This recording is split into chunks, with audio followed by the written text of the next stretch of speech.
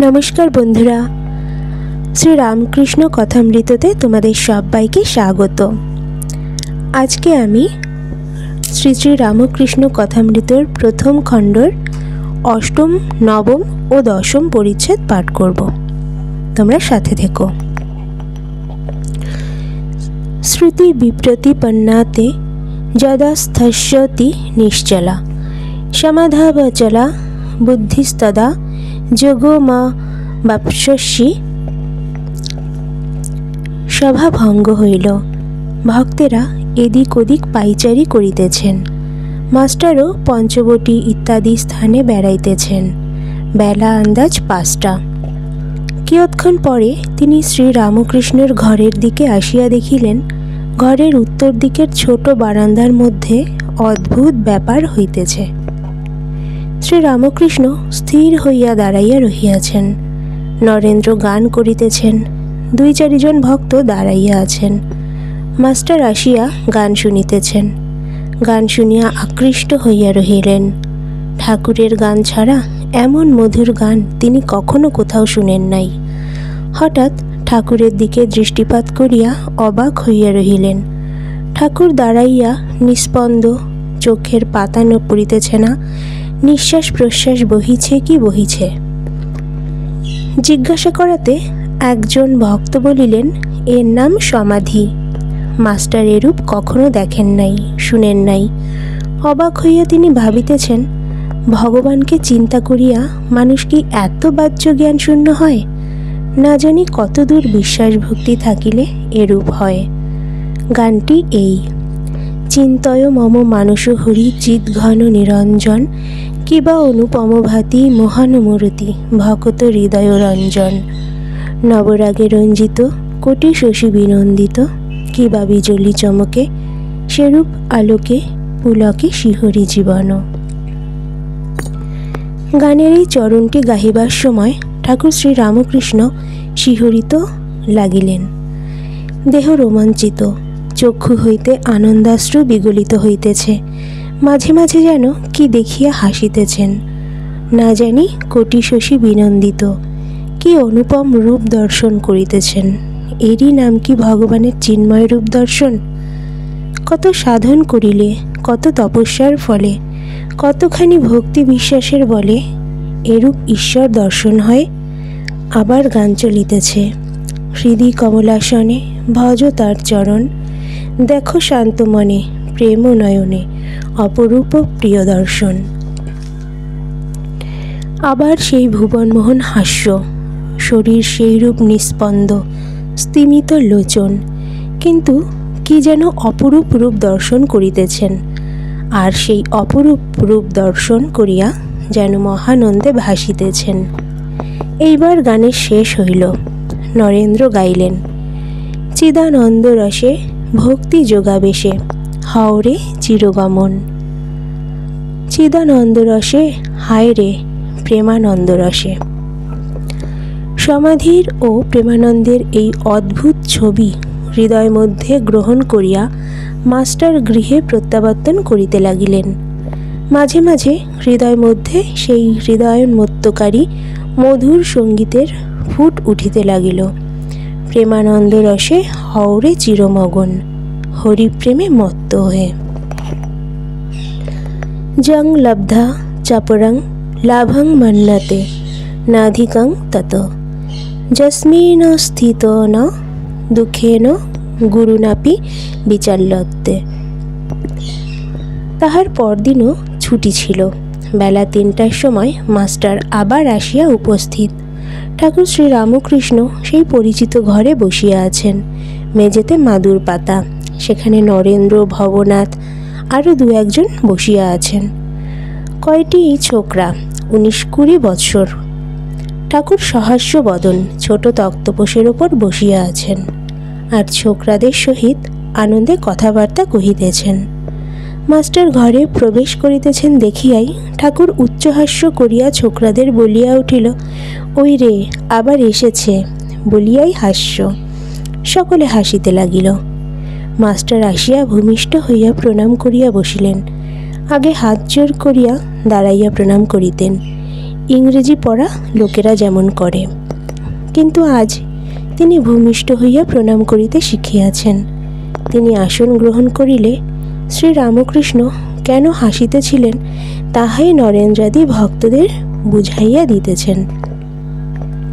দেখ, একটা ময়ূরকে বেলা 4টের সময় আফিম খাইয়ে দিছিল। তার পরদিন ঠিক 4টের সময় ময়ূরটা উপস্থিত, আফিমের মৌতার ধরেছিল, ঠিক সময়ে আফিম খেতে এসেছে। মাস্টার মনে মনে ভাবিতেছেন, ইনি ঠিক কথাই বলিতেছেন। বাড়িতে যাই, কিন্তু দিবানিশি ইহার দিকে মন পড়িয়া থাকে। কখন দেখিব কখন দেখিব, এখানে কে যেন টেনে আনলে। মনে করলে অন্য জায়গায় যাবার জো নাই, এখানে আসতেই হবে। এইরূপ ভাবিতেছেন।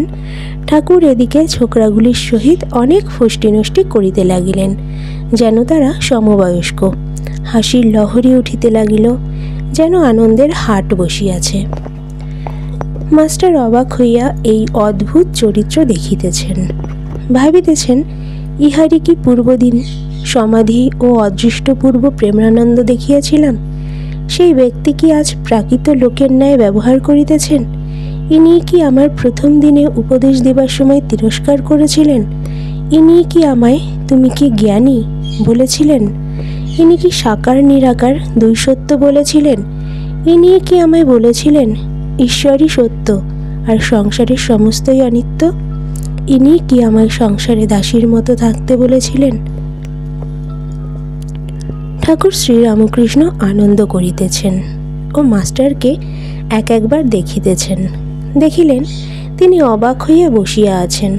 তখন রামলালকে সম্বোধন করিয়া বলিলেন, দেখ, এর একটু উমের বেশি কিনা, তাই একটু গম্ভীর। এরা এত হাসি খুশি করছে, কিন্তু এ চুপ করে বসে আছে। মাস্টারের বয়স তখন 27 বছর হইবে। কথা কহিতে কহিতে পরম ভক্ত হনুমানের কথা উঠিল। হনুমানের পট একখানি ঠাকুরের ঘরের দেওয়ালে ছিল। ঠাকুর বলিলেন, দেখ, হনুমানের কি ভাব! ধন মান দেহ সুখ কিছুই চায় না, কেবল ভগবানকে চায়। যখন স্ফটিক স্তম্ভ থেকে ব্রহ্মাস্ত্র নিয়ে পালাচ্ছে, তখন মন্দোদরী অনেক রকম ফল নিয়ে লোভ দেখাতে লাগলো। ভাবলে ফলের লোভে নেমে এসে অস্ত্রটা যদি ফেলে দেয়। কিন্তু হনুমান ভুলবার ছেলে নয়। সে বললে, আমার কি ফলের অভাব? পেয়েছি যে ফল জনম সফল। মোক্ষ ফলের বৃক্ষ রাম হৃদয়ে, শ্রীরাম কল্পতরু মূলে বসে রই। যখন যে ফল বাঞ্ছা, সেই ফল প্রাপ্ত হই। ফলের কথা কই ও ফল গ্রাহক নই, যাব তোদের প্রতিফল যে দিয়ে। ঠাকুর এই গান গাহিতেছেন। আবার সেই সমাধি, আবার নিস্পন্দ দেহ, স্তিমিত লোচন, দেহ স্থির বসিয়া আছেন। ফটোগ্রাফে যেরূপ ছবি দেখা যায়। ভক্তেরা এইমাত্র এত হাসি খুশি করিতেছিলেন, এখন সকলেই এক দৃষ্টি হইয়া ঠাকুরের সেই অদ্ভুত অবস্থা নিরীক্ষণ করিতেছেন। সমাধি অবস্থায় মাস্টার এই দ্বিতীয়বার দর্শন করিলেন। অনেকক্ষণ পরে ওই যে অবস্থার পরিবর্তন হইতেছে, দেহ শিথিল হইল, মুখ সহাস্য হইল, ইন্দ্রিয়গণ আবার নিজের নিজের কার্য করিতেছে। চক্ষের কণ দিয়া আনন্দাশ্রু বিসর্জন করিতে করিতে ঠাকুর রাম রাম এই নাম উচ্চারণ করিতেছেন। মাস্টার ভাবিতে লাগিলেন, এই মহাপুরুষে কি ছেলেদের সঙ্গে ফচকিমি করিতেছিলেন? তখন ঠিক যেন 5 বছরের বালক। ঠাকুর পূর্ববৎ প্রকৃতিস্থ হইয়া আবার প্রাকৃত লোকের ন্যায় ব্যবহার করিতেছেন। মাস্টারকে ও নরেন্দ্রকে সম্বোধন করিয়া বলিলেন, তোমরা দুজনে ইংরেজিতে কথা কও ও বিচার করো, আমি শুনব। মাস্টার ও নরেন্দ্র উভয়ে এই কথা শুনিয়া হাসিতেছেন। দুজনে কিছু কিছু আলাপ করিতে লাগিলেন, কিন্তু বাংলাতে। ঠাকুরের সামনে মাস্টারের বিচার আর সম্ভব নয়। তাহার তর্কের ঘর ঠাকুরের কৃপায় একরকম বন্ধ। আর কিরূপে তর্ক বিচার করিবেন? ঠাকুর আর একবার জিদ করিলেন, কিন্তু ইংরেজিতে তর্ক করা হইল না। তমক্ষরং পরমং বেদিতব্যং তমস্য বিশ্বস্য পরং নিধানম তমব্যয় শাশ্বত ধর্মগুপ্তা সনাতনস্তং পুরুষমতো মে। 5টা বাজিয়াছে। ভক্ত কয়টি যে যার বাড়িতে চলিয়া গেল। কেবল মাস্টার ও নরেন্দ্র রহিল। নরেন্দ্র গাড়ু লইয়া হাঁসপুকুরের ও ঝাউতলার দিকে মুখ ধুইতে গেলেন। মাস্টার ঠাকুরবাড়ির এদিক ওদিক পাইচারি করিতেছেন। কিয়ৎক্ষণ পর কুঠির কাজ দিয়া হাঁসপুকুরের দিকে আসিতে লাগিলেন। দেখিলেন পুকুরের দক্ষিণ দিকে সিঁড়ির চাতালের ওপর শ্রীরামকৃষ্ণ দাঁড়াইয়া, নরেন্দ্র গাড়ু হাতে করিয়া মুখ ধুইয়া দাঁড়াইয়া আছেন।